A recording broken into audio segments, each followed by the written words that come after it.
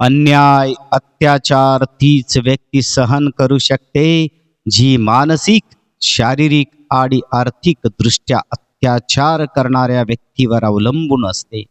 स्वावलंबी आणि सर्व दृष्टीने सक्षम असणारी व्यक्ती अन्याय सहन करत नाही. कुठलंही नातं असो, जेव्हा त्या नात्यात एक व्यक्ती पूर्णपणे दुसऱ्या व्यक्तीवर अवलंबून असते, तेव्हाच त्या व्यक्तीला कमी लेखून तिच्या कमजोरीचा गैरफायदा घेऊन वर्चस्व गाजवण्याचा प्रयत्न केला जातो. असे नाते फक्त सामाजिक आणि कौटुंबिक जबाबदाऱ्या निभावण्यासाठी एकमेकासोबत जोडलेले राहते. अत्याचाराची तीव्रता सहनशक्तीच्या पलीकडे गेली की आपोआपच माणसाच्या मनातला आदर कमी होण्यास सुरुवात होते. मनाने अशा नात्यांचा घटस्फोट हा कधीचाच झालेला असतो. फक्त जबाबदारीच्या बंधनाने ही नाती एकमेकासोबत जोडलेली राहतात.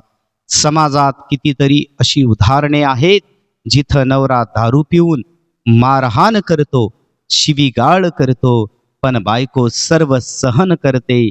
त्याचं कारण असतं तिचं मानसिक, आर्थिक दृष्ट्या परावलंबित्व.